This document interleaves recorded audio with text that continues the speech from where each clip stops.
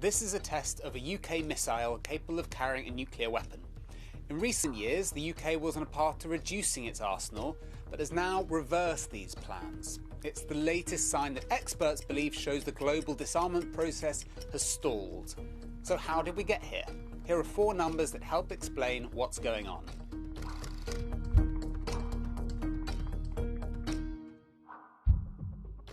Five. That's the number of recognised nuclear weapon states according to an international treaty.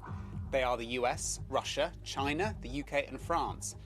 There are another 4 countries with nuclear weapon capabilities. India, Pakistan and North Korea have all conducted nuclear weapons tests. Israel is also assumed to be armed, but has neither admitted nor denied it. Between them, these countries have close to an estimated 13,000 nuclear weapons. This includes some waiting to be dismantled. The vast majority of these weapons are still owned by former Cold War foes, the US and Russia. They have around 4,000 active warheads each. About 1,800 of these weapons are on high alert, which means they could be launched at short notice. Remember though, these are estimates because the exact numbers are closely guarded national secrets.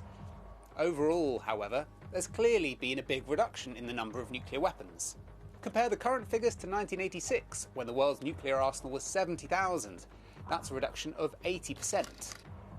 Most of it actually happened in the 1990s. The US and Russia decommissioned lots of weapons then because they could afford to lose a few thousand. The UK has now lifted its cap on the number of nuclear warheads to 260.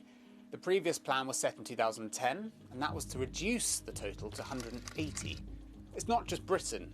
India, Pakistan and China are all believed to be growing their stockpiles. China is now estimated to have the 3rd largest nuclear arsenal, surpassing France.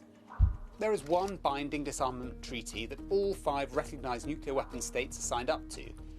It's called the Nuclear Non-Proliferation Treaty, or NPT. As part of this, these countries agreed to reduce their nuclear arsenals, in theory, to 0. But that's not going to happen anytime soon. Other nuclear treaties have unravelled, leading to a period of new uncertainty. The US withdrew from an agreement with Russia that prohibited the use of medium-range missiles. Crucially, all these countries are spending huge amounts of money to maintain and modernise their weaponry, which is more advanced than ever before, and they appear committed to retaining them for the indefinite future. So, progress towards a world without nuclear weapons seems to be moving further out of reach.